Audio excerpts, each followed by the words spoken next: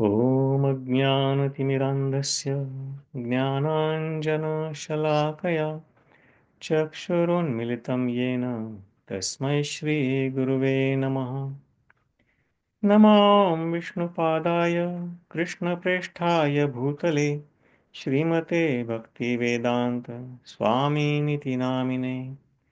नमस्ते सरस्वते देवे गौरवाणी प्रचारिणे निर्विशेष शून्यवादी पाश्चात्यदेशतारिणे वाञ्छाकल्पतरुभ्यश्च कृपा सिन्धुभ्य एव च पतितानां पावनेभ्यो वैष्णवेभ्यो नमो नमः। जय श्री कृष्ण चैतन्य प्रभु नित्यानंद श्री अद्वैत गदाधर श्रीवासादि गौरभक्तवृंद। हरे कृष्ण कृष्ण कृष्ण हरे हरे, हरे राम राम राम हरे हरे। मूकं करोति वाचालं पङ्गुं लङ्घयते गिरिं यत्कृपातमहं वन्दे श्रीगुरुं दीनतारिणं परमानन्दं माधवम्। Hare Krishna, dear devotees. Welcome to our weekly study of Sri Brahma Samhita. Now let me share my screen. So far we have studied up to 50th verse from Brahma Samhita, and for past few verses, when Brahmaji is offering prayers and he refers to different planetary systems or different lokas under the Goloka, like Devi Dham, Mahesh Dham, and Hari Dham, and then he also describes how all these different dhamas are have a controlling deity who are representatives of Lord Sri Krishna himself. And there are other deities also explained, Lord Shambhu, then Durga, and in the last week verses we learned about Ganesha also, who where we saw that Lord Ganesha is actually on his pair of tumuli, he is holding the lotus feet of Lord Sri Krishna, and he is getting the his power of destroying the obstacles. Why that's why he's called also Vignaharta. So he's getting that power from the Lord himself for that purpose. So today we are going to read about different energies or different elements of in this universe or in this whole creation, and they are also coming from Lord Sri Krishna. So text 51 is what we are reading.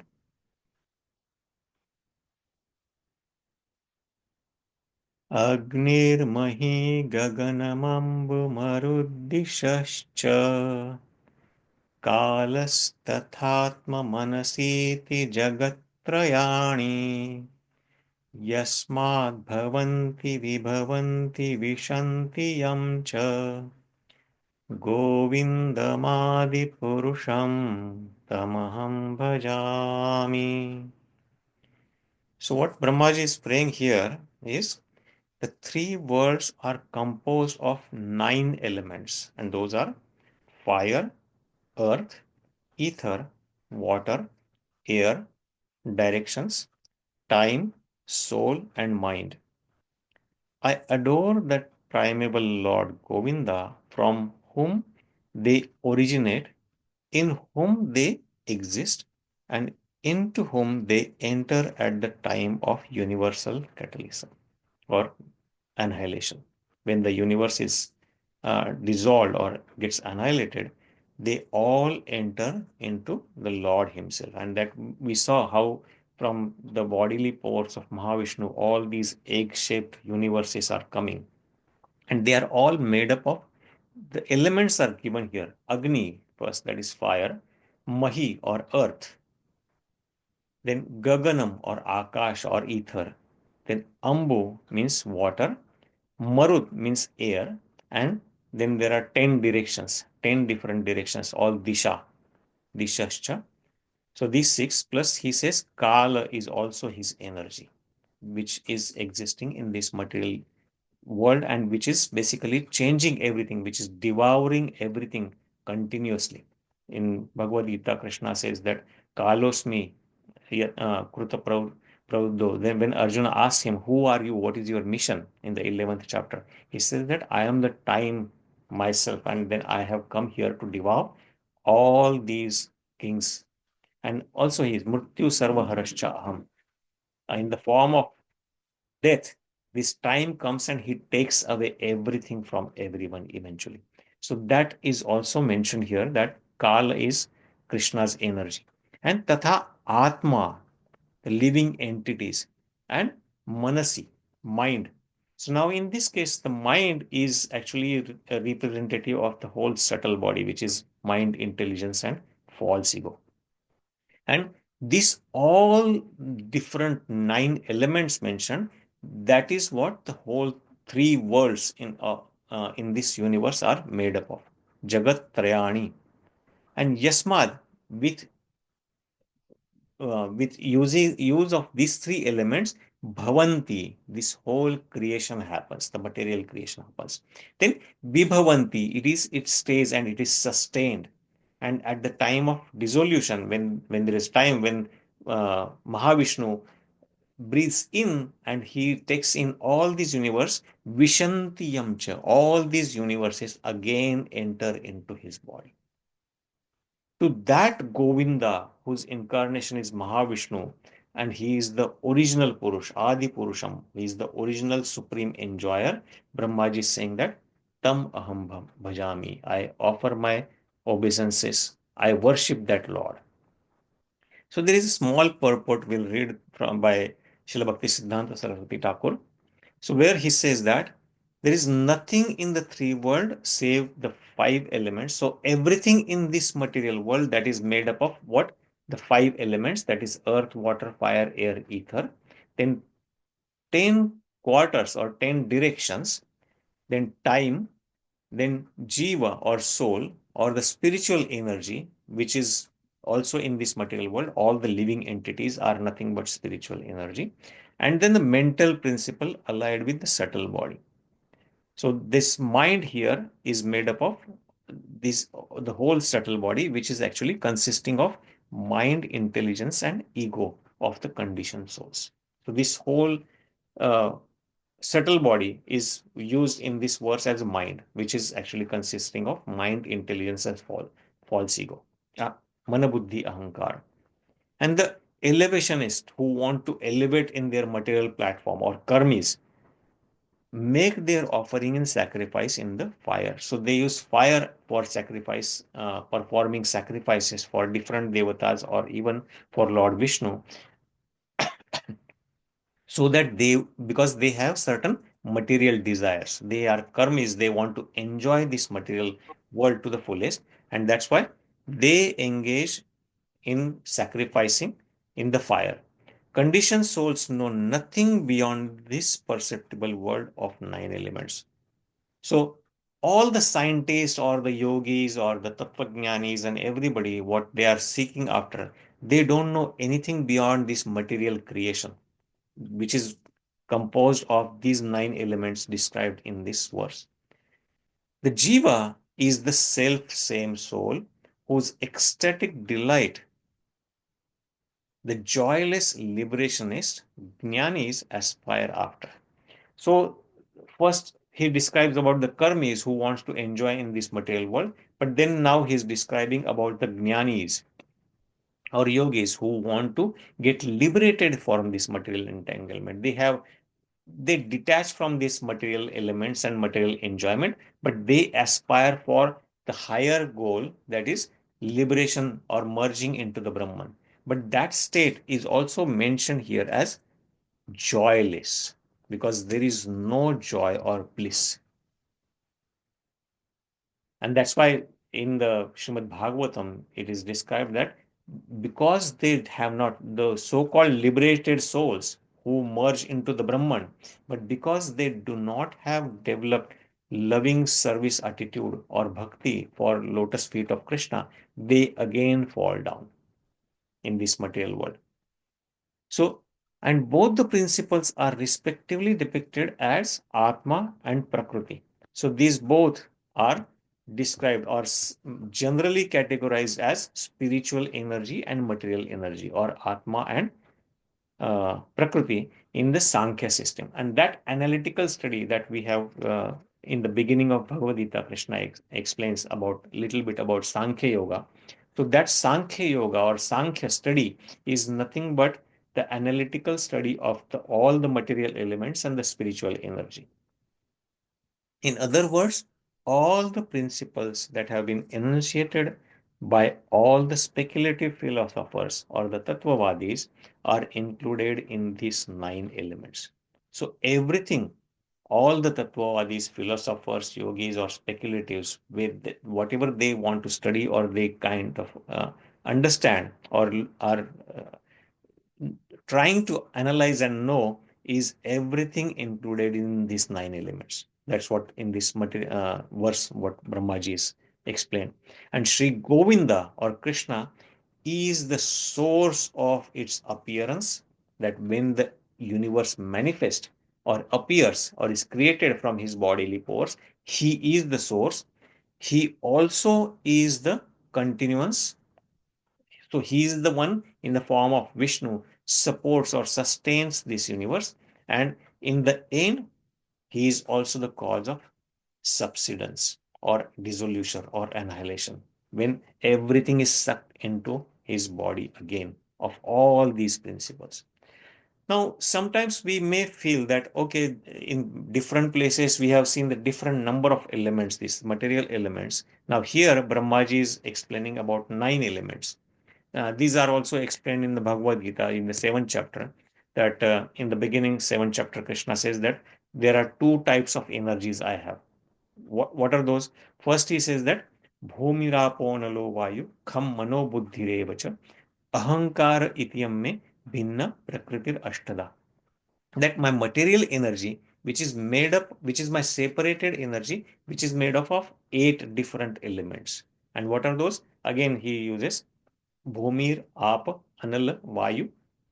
So this Pancha Mahabhuta, earth, water, fire, air, ether, and then and Kham, that is ether or Akash, and Mana Buddhi and Ahankara. So these 8, Krishna says that my separated material energy. But then he further says that aparayam itastu anya prakrutim viddhime param. But these are all apara or inferior nature or inferior energies of mine. But other than this, there is a para prakriti or superior prakriti or superior energy of mine. And what are those? Jiva bhutam. So, hey Mahabhavo, those are Jiva Bhutam or the living entity or the spiritual beings. And what are they trying to do? Yayedam dharyate jagat. They are trying to exploit or enjoy these previously described material energy. So all these living entities who are the jivatmas here, they are trying to exploit and enjoy this material energy, the inferior material energy. But both of these, he further says, that's etad yonini bhutani sarvani ityupadharaye. Aham krishnasya jagata prabhava pralayastata. That whole creation, whatever you see around me, around you, the whole creation, all living entities, the whole universe, all created beings, they have source in these 2 forms of energy, the material energy and the spiritual energy. And aham krishnasya jagata, I am the source of both these energies as well as the whole creation. This whole creation is made up of these 2 forms of energies, which are categorized in 2. But I am the source of everything. And I am also the dissolution. I create and as well as I destroy them when the appropriate time comes. So here also Krishna says that. So here we learn about he 8 separated and then the 9th spiritual energy. So in different places they are described differently. In the 13th chapter, actually of the Bhagavad Gita, in one of the verses, there are 24 elements described of the body. So I'm just going how different places, even Krishna describes it differently, and how he says in the Bhagavatam that some Tattvajnanis or some speculatives or some yogis or brahmanas, they describe different number of elements, and all of them are valid. So that's what we will see. So here in the 13th chapter, Krishna explains about these 24 elements. The material body, which is also made up of all these universal elements or all these material elements, it is made up of these 24 elements. And what are those? Mahabhutani ahankara, buddhir, avyaktam evacha, indriyani dashaikam cha, panchachendriya gochara. And then further he says that how they interact with each other, how these the living entities interact by different interactions. They are mentioned as they have desire, ichha or dvesha, sukha, dukkha, all these different interactions that living entities have. So but in the first verse he describes 24 elements all the material body or the whole universe is made up of, and those are the five great elements, that is again earth, water, fire, air, ether. Then that is called Mahabhutani, then Ahankara or false ego, Buddhi or intelligence, and Avyakta, the unmanifested state of three modes of material nature. That is also called as Pradhana. And then the 10 senses, so five Jnanendriyas, five senses of knowledge acquiring, through which we acquire knowledge, and five working senses by which we perform activities, and the mind, and then the five sense objects. So the Jnanendriyas acquire knowledge about five sense objects outside. They are also called Vishaya or Tanmatra. So about those objects, these are the 24 elements that of which our body or even all the material elements in this world are made up of. And then further he describes about the interactions, that is desire, hatred, happiness. So these are in summary the field of activities and its interactions. So this field of activities means he's describing this body as the field of activities or kshetra, in which he describes all these 24 elements. And then in the Srimad Bhagavatam, there are many places actually these elements are described, but there are a couple of chapters I saw in which they talk specifically about the material nature, what it is made up of, and one of the 11th canto chapter describes clearly about the elements of the material nature. And we in this, so when Lord Kapila is describing the material nature, so the title of this chapter itself is the fundamental principle of material nature, in which Lord Kapila, who is the son of Devahuti, he's one who is none other than Krishna himself, he is incarnation of Krishna. He describes these material elements to his mother Devahuti when she is asking him questions, and where he again describes all these, the Supreme Personality of Godhead, etc. So here he uses some technical terms. So the unmanifested state of everything, the whole material elements, including the all the elements as well as the three modes of material nature, everything, that unmanifested state is called pradhana. And it is called prakriti when it is manifested with the interaction of time, and all these modes of material nature are agitated. And when we see this variety in this material world, then it is called prakriti or nature. So what we see around us is the manifested state of all the material elements, or the manifested state in the form of prakriti. And then again, he further describes this whole Prakriti is made up of those five elements, five subtle elements. So, five gross, five subtle elements, and four internal senses, five sense gathering knowledge, and five outward organs. So, here he goes in further detail about five senses. So, senses and sense organs are different. The sense of smell is I can smell through nose, but nose is not the sense of smell. Nose is just the organ behind which there is a subtle object, that is sense of smelling, that is there in the nose. In the same way, tongue, eyes are these are the organs. They use those senses to acquire knowledge. So somebody may have nose, but they may not have the sense of smell. Or somebody may have tongue, the organ is there, but they may not have the sense of taste.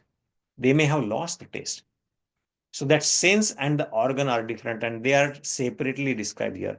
The five senses of gathering knowledge, and then the five outward organs and of action are also called pradhana. So all these he describes here, and this internal. So he further in the very first verse, whatever he is described, he gives the details of all these different uh, elements here. So they are in the same way what we have learned from Bhagavad Gita also. Only thing is, in some cases they are described more, some cases some are combined and they are described. And that's what Krishna in the 22nd chapter of Srimad Bhagavatam describes to Uddhava. When Uddhava asks him specifically about the elements of the material creation, which is what we are reading in today's Brahma Samhita verse, where Brahmaji describes them as 9 elements. But here, in when Uddhava asks him the same question, why different people talk about these elements, and they say that, oh, there are 9 elements, some say that there are 24, some say 28, some say 4, some say 7. Why is that? So this is the same question Uddhava asks him, that when he says that, I have heard you personally describe the total number of 28 here elements, which includes God, time, soul, mahat-tattva, and everything. So he describes here God, Krishna himself, then Jiva or soul, the mahat-tattva, which is the unmanifested state of the 3 modes of material nature, then false ego or ahankara, then 5 gross elements, that is the earth, water, fire, air, ether, the 10 senses, the 5 working and 5 knowledge acquiring, the mind, the 5 subtle objects or the objects which the knowledge acquiring senses experience, objects of perception, and the 3 modes of nature. So all these are made into 28. That's what Uddhava is asking, that you describe this 28. But some authorities say there are 26 elements, while others cite 25, or else even say 7, 9, 6, 4, or 11. And even others say that there are 17, 16, or 13. What did each of these sages have in mind when they calculated these creative elements in such different ways? So he is asking this question to Lord Shri Krishna. So Krishna says that all these elements are present everywhere. So it is reasonable that different learned personalities have analyzed them in different ways. And all these philosophers speak under the control of my illusory or my mystic potency. And that's why, because they are covered by my illusory energy, they see different things differently. But is there anything wrong then? So Krishna himself said that it is not that they are wrong, it's only how they see it in their own perspective. They are right. So there is nothing wrong about them. So he's yeah.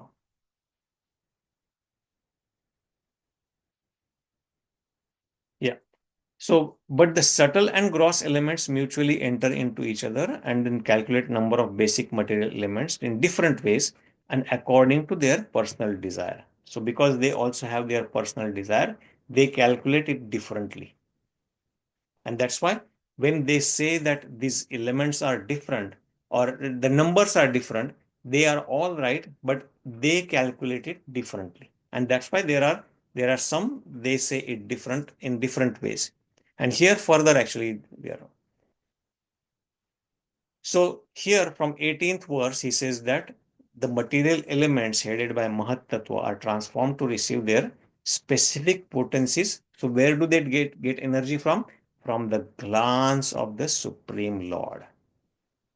And this all happens by the power of nature, and that's how the universal egg is created. So when Mahavishnu is breathing out, this energy, when it comes out, just by glance of Mahavishnu, it is transformed into the universal egg, and that's how the universes are formed. And that's why all these elements, according to some philosophers, there are 7 elements. Then he says that according to some philosophers, there are 6 elements, and he describes all these in different ways. So we'll not get into these details, but Lord Krishna says that they are not wrong, but only way how they see, and they describes, that's how they see either 6 elements or 24 or 7 or 9. But ultimately, they are all termed in different ways, but they are all the same elements. And this whole creation is made up of all those elements, and I am the source of those. So I am the creation. I am the one who create those, as well as I am the one who sustains those or supports them. And at the time of end of the time, when the time for dissolution comes, they again enter back to me. Viśanti yamcha. So bhavanti, vibhavanti, and viśanti yamcha. So these are all the different elements. And actually, this 11th canto chapter is very beautiful. Krishna describes further all the details, and even about different types of living entities, how man and woman and other forms also, how they interact and how they are formed. But we'll not get there today. We'll just stick to the elements. So yeah, we are almost at the end of the time. But yeah, this is the prayer, beautiful prayer, where Brahmaji is asking then, and he's saying that Krishna is the source of all these material elements, which this whole creation is made up of. And he is the one who ultimately, the elements are created by him, they are maintained by him, and ultimately these all elements enter into him back. So that Govinda, he is the source of everything. That Govinda, he is offering these prayers. Govindam ādi-puruṣaṁ ahaṁ bhajāmi. So I think I'll stop there. It is 9:30 already. So we'll take some reflections or thoughts. Thank you so much, Prabhuji, Shankaran Prabhuji, and thank you, devotees. Hare Krishna. Thank you very much, Radhā-Rañjana Prabhu. Yeah. Like you did a lot of research on going through the 11th canto of Bhagavatam, finding the different references for this, different elements. And thank you, Prabhu. Thank you very much for nice job. Thank you so much, Prabhu. That whole chapter is about all the elements and everything, very beautifully described. Yeah. Yeah. Thank you very much, Prabhuji. Really. Thanks, Prabhuji. It's wonderful section today. Thank you, Mataji. Yeah. So we Hare will... Krishna, Prabhuji. Nice, very nice class. Long time back, I listened today. Oh, welcome back, Mataji. Yeah, very good, Good to Prabhuji. see Yeah, you. very Good nice to hear class you. and nice explanation of like ether, like elements, like about the elements. Thank you, Prabhuji. Hare Krishna. Thank you, Mataji. Hare Krishna. Yeah. I think we'll stop here today then. Thank you very much. Vanchakalpatarubhyascha. Vanchakalpatarubhyacha kripasindhubheva cha patitanam pavanebhyo vaishnavabhyo namo namah. Anand Koti Vaishnavanda ki jai, Srila Prabhupada ki jai. Thank you, Prabhuji. Thank you, Mataji. Hare Krishna. Thank you very much. Thank you.